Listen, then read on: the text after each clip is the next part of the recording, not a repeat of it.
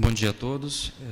Eu começo também agradecendo ao convite à professora Nádia e à professora Lucília pela oportunidade de participar desse evento, né, e essa temática que é tão importante, e eu acho que para nós, principalmente da área de letras, ainda tão complexa, né, que é lidar com essa questão da imagem. E quero aproveitar e também dizer que o tema, né, proposto para essa mesa de hoje, né, a roda discursiva dos leitores da imagem digital, ela, no caso da poesia do Arnaldo Antunes, eu achei que ela foi bastante particular e eu passei a pensar justamente a partir daí, né, que essa ideia da circularidade que os textos dele têm, né, que sai de um suporte para o outro, recebem ilustração, e vídeo, som, né, e como esse movimento ele é ininterrupto, né, de um livro para o outro, de um CD para o livro, né, e também todo esse processo que hoje basicamente já se encontra disponível na rede, tanto no próprio site do próprio Arnaldo, né, que está disponibilizado esse material, né, quanto nos sites como YouTube, etc., né. E o que eu vou apresentar aqui hoje é a leitura de um vídeo-poema, né, chamado Nome, que integra a obra Nome, do Arnaldo, que saiu em 93 e ele foi uma versão multimídia, né, cujos textos tiveram uma versão em livro, uma versão em vídeo e uma versão em CD. Né. Então, para não me perder aqui com o tempo, né, eu vou ler o texto, peço licença para fazer a leitura, né, para pensar um pouco essa circularidade dos textos e depois pensar como que a imagem lê o poema ou como os dois se complementam, se leem, né, e formam, né, essa trilogia nome, né, como que essa questão do nome, da representação, ela se constitui nesse trabalho do Arnaldo. Né. Esse meu trabalho, de alguma forma, ele dialoga um pouco com os trabalhos apresentados ontem pela professora Luzmar, pelo professor Fábio, né, e, de alguma forma, também com o trabalho apresentado pela professora Rosilene, né, que lida aí um pouco com essa questão da história cultural, dessas mudanças aí para chegar no tempo presente. Né. Bom, então, retomando um pouco essa questão dos estudos, né, da história da leitura, para pensar essa questão do digital, da internet, dessas novas tecnologias, é sempre um percurso que vai pela própria também, por aquilo que o Chartier vai chamar das revoluções da leitura no Ocidente. Né? E aí, basicamente, algo que vai vir, né, com o avanço dessas tecnologias recentes, né, computador, internet, os demais dispositivos, né, que vão ter aí o estudo do suporte como elemento portador de textos, né, recebendo uma atenção e um cuidado de vários setores da crítica, história cultural, por exemplo, Chartier e outros, né, e como essa questão do estudo do suporte passa também pela própria história do livro e pelas práticas de leitura que se constroem a partir daí, né, passando pela ideia de volume, livro em forma de rolo, códex, e por último ao formato da tela no computador. Né. Então, essas mudanças elas não se dão apenas numa materialidade física ou virtual do suporte, mas também no campo e na história da leitura. Né. Se retomarmos, por exemplo, nas sociedades primitivas, né, qualquer forma de armazenamento da memória é respaldada pela oralidade, constantemente repetida. Tal prática correspondia a uma visão de tempo circular, de tempo, de eterno retorno, cuja forma cíclica respaldava-se por um dever indefinido, sem referências precisas e, sobretudo, sem taxa do tempo. Instala-se uma tecnologia de comunicação, a oralidade, uma modalidade narrativa, né, a reatualização ritual e uma forma de tempo cíclica, conforme nos ensina Peter Elvar, no seu texto Rizoma Temporal. Da leitura oral feita por um orador a um grande público, a leitura silenciosa obtida pelo desenvolvimento das técnicas de escrita e pontuação que permitiram a leitura individual e silenciosa, as práticas de leitura desenvolveram-se e ainda se desenvolverão em função das tecnologias atuais de reprodução e circulação dos textos no meio social. Essas discussões com riqueza de detalhes elas podem ser obtidas aí nos diversos livros aí do Chartier, Albert Mandel, né, e outros. Né. O impacto provocado pelo surgimento da escrita e das técnicas de impressão causou modificações nas formas de leitura e de organização temporal. Se a memória antes oral, né, apresentava limitações no tocante ao armazenamento de dados, a escrita possibilitará uma acumulação maior de informações e uma outra capacidade de transmissão. A forma narrativa e o dever indefinido, que não tinham centro fixo, cedem espaço aos poucos para uma outra dicotomia, aquilo que permanece e aquilo que passa, o presente e o passado, o ser e o devir. Projeta-se nesse quadro uma percepção de tempo linear provocados pela escrita e a caligrafia, e a partir delas a elaboração de calendários, datas, arquivos e etc. As tecnologias de impressão corroboram para uma concepção de passado estocado e para uma outra percepção da memória, agora perpassada pela escrita e pelas formas de impressão e circulação de escrita. No terceiro momento, para a sociedade informatizada, não se trata somente de acumulação de dados ou de estocagem do passado, mas principalmente da possibilidade cada vez maior e do remanejamento das informações que são atualizadas constantemente, permitindo acessos, colagens, alterações e outras formas de experimentar o tempo e a leitura. A leitura, ou a percepção no horizonte hipertextual, como se discute muito a partir dessas questões, proposta pelas novas tecnologias, desencadeia uma outra relação com os textos e com a própria história, ambos vistos destituídos de categorias que os classificam como linear, cumulativo, originário e homogêneo. A noção de hipertexto, o Feuerbach vai contrapor a noção de multiplicidade e de rizoma para pensar o tempo como rede e não mais como linha ou ciclo. E claro que essa leitura do Peter Feuerbach ela é sustentada pelas reflexões de Deleuze e Guattari, sobre rizoma, multiplicidade e o tempo como rede. Dessa maneira, a percepção do tempo como multiplicidade nos direciona para a sua compreensão como um emaranhado de tempo, não um fluxo ou rio correndo, mas um tempo como desordem, multitemporalidade. Ao questionar o teor de novidade proposta pelas novas tecnologias, Feuerbach afirma que dificilmente somos co-presentes no nosso presente, que somos muito mais arcaicos do que nos representamos, que o arcaísmo não é uma deficiência e que ser contemporâneo de si mesmo já é algo extremamente complexo. E ele faz uma referência, por exemplo, ao carro, que se a gente for observar ele pode ser como conjuntos para dados de soluções científicas e técnicas de épocas diferentes, que pode ser datado peça por peça. A tal peça foi inventada no início do século, outra há 10 anos e o ciclo, que vai anos e anos, sem contar a roda que remonta ao Neolítico.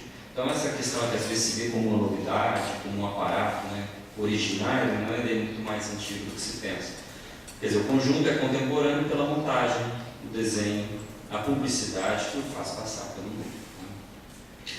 Transpondo essa questão para o domínio da leitura, será que o hipertexto redimensiona ou propõe uma nova modalidade de leitura, como às vezes se discute? A possibilidade de leitura linear, não linear, tida como as principais características do hipertexto, configura-se, segundo o Ciro Pocente, como uma modalidade que nos faz entender melhor o que é um texto. Assim vale a máxima, segundo o autor, de que todo texto é um hipertexto. A novidade está no suporte e nas vantagens por ele provocadas em função das novas tecnologias. Isso tem uma relação também com todo o aparecimento das questões sobre intertextualidade, que leva a essa discussão de um texto que dialoga com o outro, todo esse processo que se produz aí de diálogos entre os textos, que nos leva, a partir de uma referência, a buscar outros textos e fazer essa comparação. Isso é apenas um resumo rápido, só para entrar aqui na discussão. Creio que a ideia de coexistência e de multiplicidade evocada anteriormente seja mais a propriedade para se discutir essas relações entre texto e leitura, bem como as transformações históricas que envolvem o tema. Se há multiplicidade de suportes, convém ressaltar que a leitura de um dado texto se dá no entrecruzamento de textos passando pelos suportes e pelas materialidades neles circunscritas. Essa questão está intimamente ligada ao processo de produção poética construído por Arnaldo Antunes em sua trajetória artística, pois em seus textos transitam por diferentes suportes, recebem distintas materialidades e estão em constante diálogo. Trata-se de uma obra que vem se caracterizando desde seus primeiros trabalhos como compositor do grupo de rock Titãs, por diferentes experiências de linguagem pelo trânsito de diferentes formas materiais de inscrição, circulação, recepção de textos na contemporaneidade. Atualmente, com 15 livros publicados, incluindo antologias, edições portuguesas e traduções para o espanhol, mais um total de 10 discos lançados em carreira solo, Arnaldo vem destacando-se de forma singular, né, no cenário artístico brasileiro contemporâneo como uma poética marcada por diferentes experiências com a linguagem verbal, visual, sonora, com suportes, livro, vídeo, CD, cor, com performance e instalações realizadas isoladamente ou em exposições coletivas. Essa mescla de linguagens tão característica da poesia de Antunes contribui-se como espaço capaz de oferecer diferentes leituras sobre a realidade sociocultural, tornando um campo de observação privilegiado sobre diversas questões, como, por exemplo, o corpo e a subjetividade, a relação entre palavra e imagem, ou a relação entre palavra, imagem e som. Que é basicamente sobre o que eu vou apresentar aqui. E o texto que eu escolhi para tratar aqui hoje, né, teve uma primeira versão em 91, publicada num livro intitulado Tudos. E o título é Nome. Né? E diz: o nome dos bichos não são os bichos são macaco, gato, peixe, cavalo, vaca, elefante, baleia e galinha. Os nomes das cores não são as cores são preto, azul, amarelo, vermelho, marrom. Os nomes dos sons não são os sons são. Os nomes dos bichos não são os bichos são plástico, pedra, pelúcia, madeira, cristal, porcelana, papel. Os nomes das cores não são as cores são tinta, cinema, céu, arco-íris, TV, o nome dos sons. Esse texto foi publicado, né, como eu disse, no livro Tudos, de 91, e ele divide-se em 3 campos temáticos. Aqui já é a versão nome que eu já passo a exibir. Né? E no livro o poema não recebe título, né, e como poema de abertura ele aponta para as possibilidades nominalistas, né, que vão aparecer na publicação indicada. Então, na primeira página do poema, né, o poema no livro divide-se em 3 páginas, sem ilustração nenhuma, apenas o destaque para a palavra, o verso nominão, que é grafado com letras maiores e com destaque no corpo do poema. Então, a apresentação de 3 eixos do texto: a negação dos nomes, das cores e dos sons, e a arbitrariedade entre nome e coisa. Na segunda, a afirmação da incapacidade de um nome representar o que nomeia. E por último, segue-se a apresentação do eixo bicho, corpo, som e o alcance do ato de nomear, transferido para outros códigos: porcelana, cabelo, TV, etc. Embora a reprodução do poema não seja a mesma do livro, merece atenção o verso nome não, escrito com letras maiores, cujo destaque segue a proposta temática do poema, né, que o nome é uma convenção social e as possibilidades de representação não configuram sentidos fixos na língua. Trata-se mais de um efeito do que propriamente uma relação imanente ou de substituição, algo que está no lugar de. Né?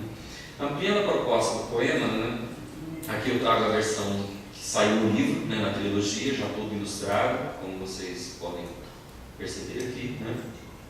E ele recebe o título Nome Não. O poema apresenta textualmente os mesmos versos, né? Não muda nada, apenas alguma repetição de uma palavra ou outra, mas não modifica em sua parte verbal. O texto ele praticamente se mantém, né? O que modifica aqui é a dimensão gráfica e visual, né? E ilustração. Nessa trilogia são 3 suportes e 3 versões: uma versão em música, uma no CD, uma versão em livro, e uma versão em vídeo, que eu vou exibir daqui a pouco. As cores e imagens que compõem o texto revestem de outros efeitos de sentido, sobretudo no tocante à relação entre nome e coisa, abalando as fronteiras classificatórias e as convenções resultantes do processo de nomear. No livro e no vídeo temos o nome na coisa, a cor no som, o som no som, designados pela escrita no corpo dos animais, né, por exemplo, ou couro no couro e por aí segue. Né? Agora eu vou exibir o vídeo para vocês.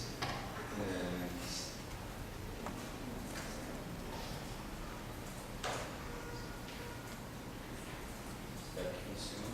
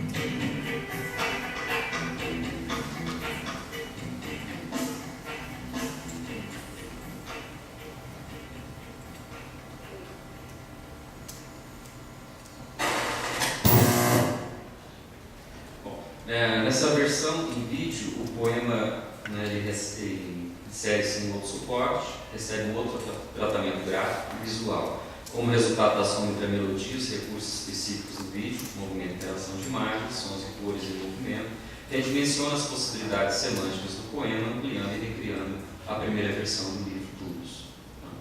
Lembrar que o próprio recurso sonoro tenta imitar ou reproduzir o som dos animais, né? Então tem uma conjunção entre som, imagem e texto que vão, né, constituindo essa versão multimídia, né?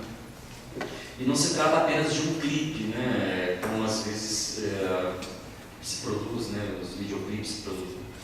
Atualmente não tem tanto, né, mas para a MTV como tempos atrás, né, como a indústria do videoclipe ela era forte, né? Mas trata-se de um vídeo poema, né, propriamente. No vídeo as imagens funcionam como ilustração e reforçam, né, o poema que torna-se outro, né, e reforçam também a relação entre nome e coisa que é problematizada desde o processo da escrita, do uso da tinta, do nome no corpo dos bichos e coisas, até o instante final em que a água dilui, apaga a identificação, ficando apenas o animal, o nome não. Né, esse nome não que se repetiu tantas vezes na canção. Né?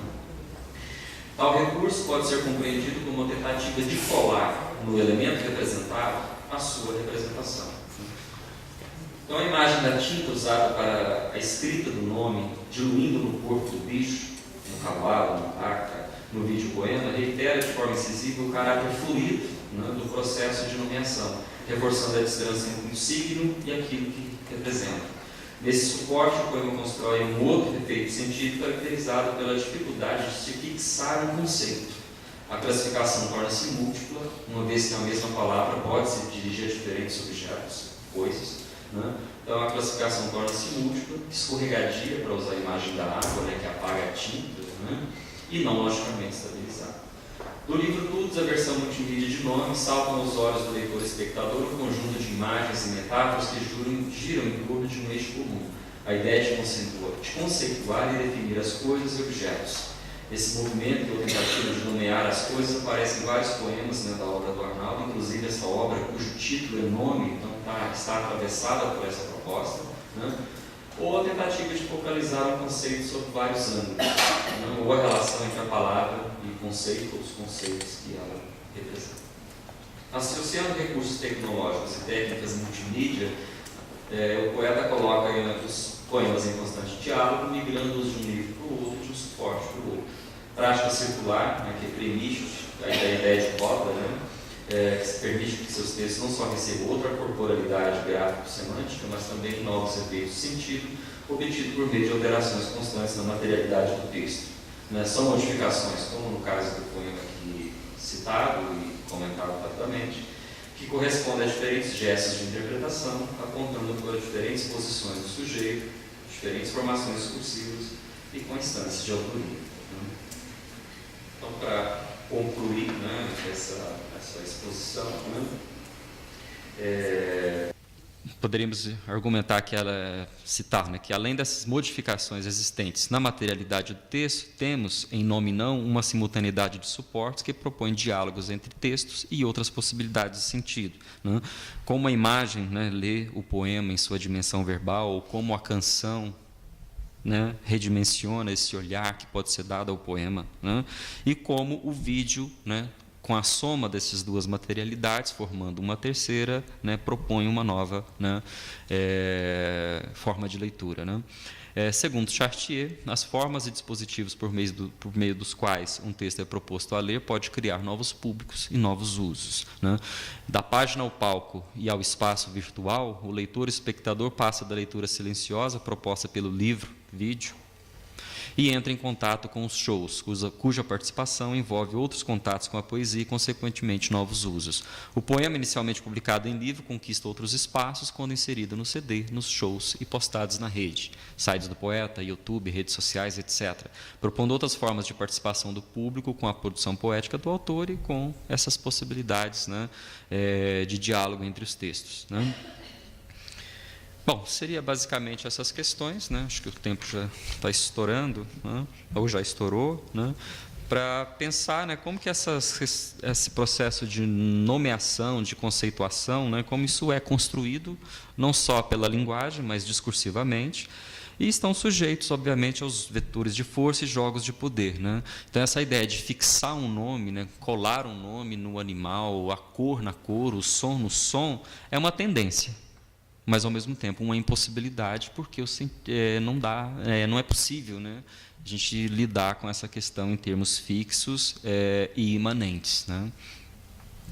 Então, tanto se a gente for assim, relendo uma discussão que o Tomás Tadeu da Silva faz no capítulo A Produção Social da Identidade e Diferença, no livro A Identidade e a Diferença, organizado por ele vai retomar essa questão da linguagem e mostrar, né, que a linguagem, quando ela vai se referir à identidade e à diferença pela leitura que ele faz do Saussure, ela, ao mesmo tempo, aponta para uma ideia de fixar e, ao mesmo tempo, aponta para uma impossibilidade de fixar e cristalizar um conceito. Porque, segundo ele, a linguagem vacila, né? Ela não consegue, né, abarcar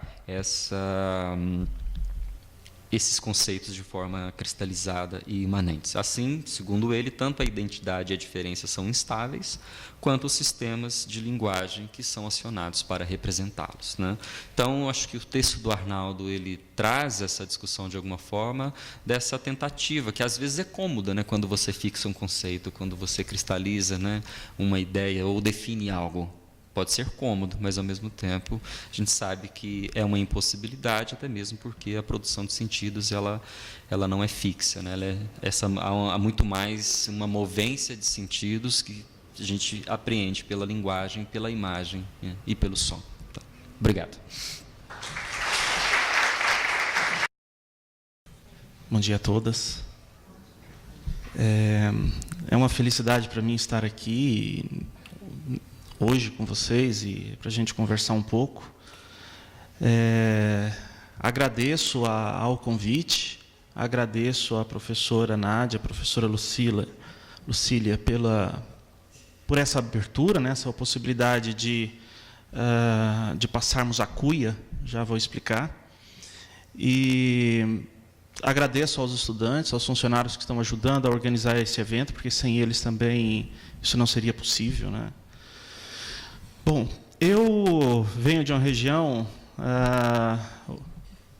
chamada Dourados, né, de uma cidade chamada Dourados, no Mato Grosso do Sul, e lá no nosso estado é bastante comum o tereré. Alguns de vocês já devem conhecer. É muito comum a gente passear pelas cidades de Mato Grosso do Sul e encontrarmos rodas de pessoas que estão conversando e estão passando a cuia, né? E as pessoas compartilham não só do tereré, enfim, que é muito semelhante ao chimarrão, com a diferença que o tereré é uma bebida gelada, é uma bebida bastante gelada, por sinal, e à medida que passam a cuia, eles compartilham ideias, sentimentos, dúvidas e assim por diante. Eu trouxe uma fala que, de alguma forma, tem muito a ver com o título dessa mesa, que é uma roda, né? Para a gente pensar um pouco a questão do leitor, a questão da imagem digital, o que eu chamei de mundo digital, a questão, enfim, do leitor do texto, etc. Então, essa roda aqui, para essa roda eu não trago nada concluso, né? Não há uma conclusão. O que eu vou jogar são ideias, são dúvidas, são anseios, são sentimentos, para que a gente passe a cuia e depois a gente converse. Bom, eu vou trazer para a discussão toda uma reflexão a partir de um conceito do professor Boaventura de Souza Santos, sociólogo português, que ele chama de pensamento abissal. Vou explicar daqui a um pouco o que vinha a ser esse pensamento abissal, mas antes disso eu vou ler a introdução do texto. Eu havia preparado uma outra comunicação, é uma comunicação reformulada que eu fiz em Cuiabá, e como eu recebi um vídeo na sexta-feira, quando eu estava em Belo Horizonte, e eu falei assim, não, isso aqui cabe uma problematização, então vocês me desculpem se as coisas ficarem bastante fragmentadas, dispersas, enfim. Bom, não sei se vocês sabem, em nosso planeta, quando a gente fala de leitura, nós poderíamos dividir pelo menos este universo da leitura em dois mundos. Um que tem acesso à chamada era digital, que lida com filmes, com YouTube, Facebook, etc, etc. Então, e um outro mundo, muito maior e praticamente esquecido, que é aquele mundo em que as pessoas ainda sequer tiveram acesso ao livro. E a gente pensa que talvez seja bastante distante da nossa realidade, mas não é. Em 2002, a Unesco publicou um estudo bastante grande, bastante significativo, em que eles divulgavam que em torno de 860 milhões de pessoas no planeta, adultos, eram analfabetos. E a maioria desse público, desses 860 milhões, eram mulheres. A maioria era formada por mulheres. Obviamente que deste percentual aqui, dessa quantidade, a Unesco exclui as crianças e os jovens, ou seja, de 0 a 18 anos. Então é um número bastante significativo de pessoas analfabetas. Nestas sociedades, a leitura em seu sentido mais comum, ou seja, a mera decodificação, ainda não se realizou para a maioria das pessoas. Por outro lado, existem regiões onde a relação autor-leitor ganhou, avançando a velocidades vertiginosas, outros estatutos, saindo da unilateralidade da estrutura emissor-receptor, que se acreditava própria dos livros, para a constante interação. Nestas, inclusive, a multissemiose, ou seja, um termo que o Marcuse usa, passou a ser constitutiva de várias práticas sociais, ou seja, a construção de textos, como nós estamos vendo nesses 2 dias, eles adquirem um estatuto muito particular, por meio dessa multissemiose. As transformações provocadas de modo particular pela internet, que levou à criação de novos produtos, como celulares, ajudaram a intensificar as linguagens que circulam pelos cyberespaços, a ponto de a chamada geração Z apresentar dificuldades para lidar, por exemplo, com a letra cursiva, uma das necessidades primárias no processo alfabetizador pelo sistema tradicional de ensino. Em 18 de julho deste ano, o jornalista Gustavo Chakra assinou uma matéria no estado de São Paulo, intitulada Estados Unidos abandonam ensino de letra de mão. No texto, o autor traz alguns argumentos sobre o assunto, afirmando que, para os defensores da proposta, atualmente, as crianças praticamente não necessitam mais escrever as letras com caneta ou lápis no papel. Seria mais importante elas aprenderem a digitar mais rapidamente, já que quase toda a comunicação acontece por meio de letras de forma nos celulares e computadores. Os opositores, segundo Chakra, apelam para a tradição, e ainda que a letra represente em parte a personalidade das pessoas, especialmente nas assinaturas, e também permite que sejam lidos documentos históricos, como a Declaração de Independência dos Estados Unidos. Nestas duas defesas, há, de um lado, o mundo digital sendo causador de mudanças nos procedimentos pedagógicos, com ênfase no escrever. De outro, a tradição, com argumentos centrados na história, na leitura. O que se coloca no fundo, e que norteará nossas discussões,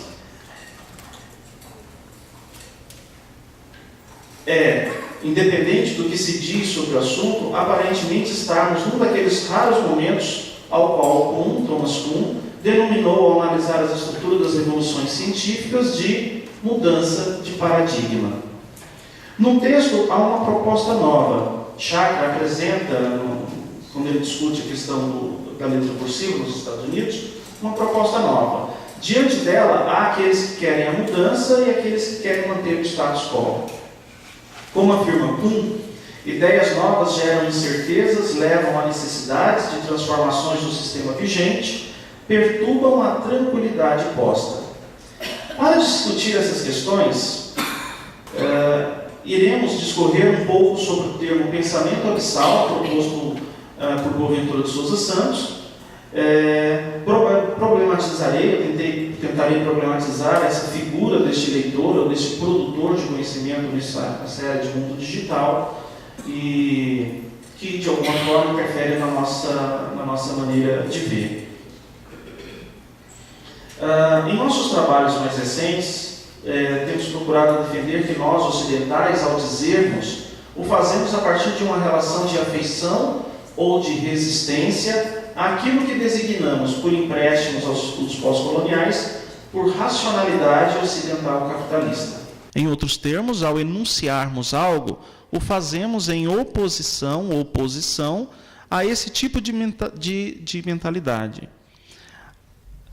A respeito da racionalidade ocidental, consideramos que desde o século XIX, pelo menos, a ciência moderna vem estreitando seus laços com um modo de produção capitalista, a ponto de um conjunto de tecnologias ter sido criado para cada vez mais legitimar o discurso dominante. E quando na resistência, transformar o discurso contra-hegemônico em práticas hegemônicas. É o que, em geral, acontece, por exemplo, com os discursos sobre as novas tecnologias. As reflexões que temos desenvolvidos nos últimos tempos são norteadas por uma posição de Boaventura de Souza Santos, para quem não há possibilidade de haver justiça social sem justiça cognitiva, compreendendo esta como justiça entre os diferentes saberes. Isso consideramos, temos nos interessado em compreender, por meio da analítica do discurso, as transformações sociais que se redesenham neste início do século XXI, produzidas pelas grandes mudanças geopolíticas ocorridas de modo particular durante o século XX e pelo avanço das novas tecnologias, e apontam para um século das diferenças, canalizando nossos esforços para ajudar a compreender melhor as práticas de construção do saber e do poder no mundo ocidental contemporâneo. Em conferência proferida na Faculdade de Direito da Universidade de Coimbra, no dia 6 de março de 2007, o sociólogo Boaventura de Souza Santos fez questão de enfatizar uma de suas máximas sociológicas. Estamos vivendo uma época de perguntas fortes para respostas fracas, e usa como exemplo a figura de uma linha que atualmente divide as coisas no mundo. Boaventura chamou de linha abissal. E, para ele, ela separa este mundo em duas partes, a qual chamarei ilha. À semelhança de alguns exemplos já canônicos, Tratado de Tordesilhas, Ocidente, Oriente, Norte e Sul, branco e negro, desenvolvido e subdesenvolvido, país central e país periférico, heterossexual e homossexual e assim por diante. Um dos lados da ilha é o lugar da regulação e da emancipação, o outro, o da apropriação e o da violência. Uma linha divide essa ilha em duas partes, o que é certo e legal do que é errado e ilegal. A questão é que quem ou o que está deste lado é considerado superior e, portanto, acaba por determinar o que é legal e o que não é. E isso leva a que o outro não possua representatividade para o pensamento abissal, uma vez que este não aceita a copresença, além de precisar constantemente instrumentalizar-se para manter essa divisão e, desse modo, sustentar seus interesses, que é a própria divisão. Em síntese, para Santos, o pensamento abissal é uma das mais marcantes características do pensamento ocidental moderno, ao fazer com que somente um dos lados da ilha tenha uma existência, uma voz, uma realidade.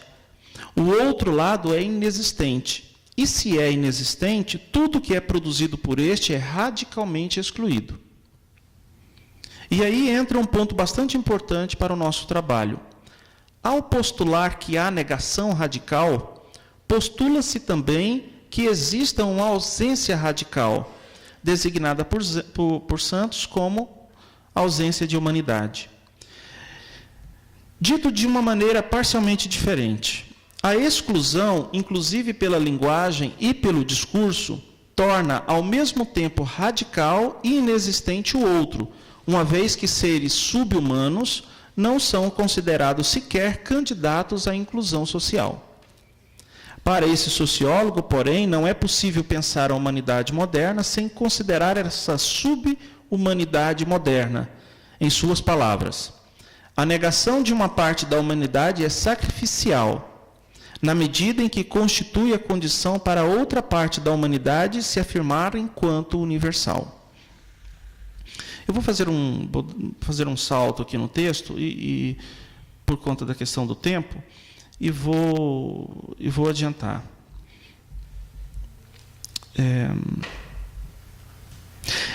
A respeito de questões, espero que eu tenha mais ou menos feito compreender a ideia do pensamento abissal, né? O Boaventura ele vai dizer que as produções feitas no Ocidente, elas tendem a silenciar aquilo que não se encaixa na sua maneira de ver o mundo. Bom, a respeito de questões relacionadas ao mundo digital, algo importante e paradoxal aparentemente se coloca. Embora as novas tecnologias que facilitam a propagação das multissemioses, e as usa, inclusive, pareçam ser uma das práticas ocidentais do pensamento abissal, elas também colocam em estado de atenção nossa compreensão do mundo. Nesse caso, inevitavelmente, dentre as inúmeras perguntas que podem ser feitas a partir dessa observação, uma das mais importantes talvez seja esta: será que estamos, nós analistas, estudiosos, preparados para lidar com a simbiose dessas novas tecnologias? Como esse novo mundo e suas produções que precisam ser entendidas? Não podemos nos esquecer de que as mídias digitais, qualquer que seja a sua dimensão, nascem de um momento da história de resistência, né? Aqueles que acompanham um pouco a história do surgimento dessas novas tecnologias, das gerações Y, Z, etc., a gente percebe que esse boom da era digital, ela nasce justamente do enfrentamento com uma maneira de se pensar mais tradicional. Bom, a questão que eu coloco, dentre outras, é até que ponto essa resistência que foi feita, que levou à constituição de modos de se ver e de se propagar e de se produzir conhecimento, não fazem parte daquilo que o Boaventura vem chamar de monocultura do saber. Ou seja, monocultura do saber, para ele, é aquele saber produzido pela ciência moderna que determina não só o modo, a forma como nós pensamos e compreendemos o mundo, mas também aquela maneira como nós vivenciamos o mundo, né?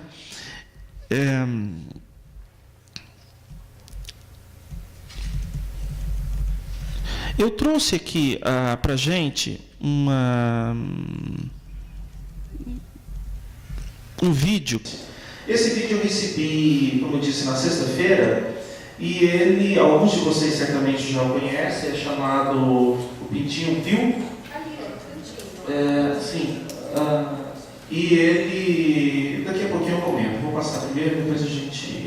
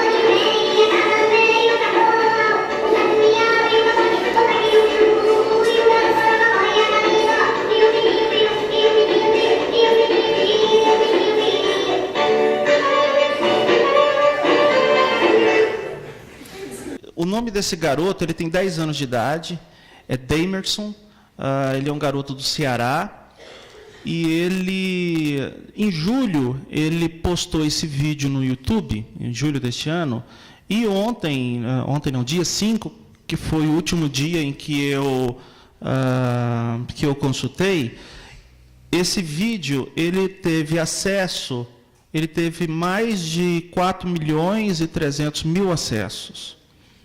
E trouxe a esse menino de 10 anos uma popularidade que ele começou a participar de programas de entrevista, começou a fazer shows, né? Ele era contratado para fazer esses shows, né? O show, quer dizer, o único show dele era fazendo essa dublagem, esse trabalho. Veja, estou tentando... Ele tem, como eu disse, ele tem 10 anos de idade, ele fez um acordo com a escola para faltar alguns dias de aula para poder fazer a divulgação do trabalho dele, enfim. Eu trouxe um outro vídeo que ele faz uma série de entrevistas dizendo como que ele pensou, como ele construiu isso aí. A ideia, ele gastou 2 dias preparando este material, este vídeo. O pai e a mãe dele saíram de casa, ele pegou uma câmera e um aparelho de som, ele colocou a câmera em cima de uma cafeteira e ligou o som. Se vocês perceberem, há uma diferença ali entre quando ele liga o som e quando ele começa a trabalhar, né, quando ele começa a projetar. E ele disse que gastou 2 dias preparando isso aí. Enfim, a questão é, quando a gente usa o instrumental para fazer a análise desse vídeo, ou seja, análise do discurso, ou seja, semiótica, ou seja, enfim, via cinema, como o Arthur apresentou, enfim, independente da teoria ou do instrumental que a gente utiliza, a minha questão é, e este garoto? Será que nós estamos preparados para entender este garoto? Quer dizer, o que ele representa, né? Pensando ele como uma parte de um todo? Será que os nossos instrumentais, as nossas teorias, as nossas ferramentas conseguem analisá-lo ou entender o universo no qual ele está inserido? Seja do ponto de vista discursivo, seja do ponto de vista da sua subjetividade, ou da sua identidade, etc., etc. Ou a gente vai continuar analisando... veja, por que eu estou dizendo isso? Porque, no fundo, acaba refletindo em nossas práticas sociais a maneira como nós lidamos com esse fenômeno todo que tem a ver com os avanços das novas tecnologias. Veja, este caso do Damerson aí, não é um caso isolado, né? Se a gente fizer uma pesquisa pela internet, a gente vai perceber que circulam pela nossa sociedade outros tantos casos semelhantes. Quem não se lembra do Tapa na Pantera, né? De pessoas que, graças às novas tecnologias, conseguiram um sucesso meteórico e efêmero. O que essas histórias nos dizem? Primeiro, que a juventude atual é pragmática e realista. Segundo, será que estamos, a escola, como eu disse, as escolas, os estudiosos, preparados para lidar com esse novo mundo e suas formas de produzir sentidos? Terceiro, diante da dimensão das informações que se avolumam e circulam de diversas maneiras em diversos suportes, é suficiente usarmos as mesmas ferramentas para tentar ler esse mundo? E a grande questão que a gente coloca é, será que este mundo que nós falamos de mundo digital, tecnologia, etc., etc., representa de fato as nossas realidades analíticas, as nossas escolas, as nossas sociedades? Eu tenho tentado ver, para concluir, de alguma forma, o que tem me atraído nesses discursos é tentar ver até que ponto, quando a gente acha que alguma coisa é inovadora, é revolucionária, ou ela é uma mudança de paradigma, como eu disse anteriormente, até que ponto ela não é simplesmente uma outra forma de fazer permanecer aquilo que o Boaventura chama de pensamento abissal. Até que ponto nós temos aí uma revolução, ou é o mesmo discurso hegemônico produzindo outras formas de dizer, outras formas de pensar e assim por diante. Bom, era isso.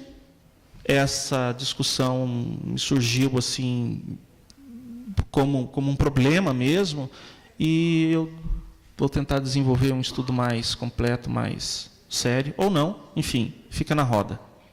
Obrigado, um abraço.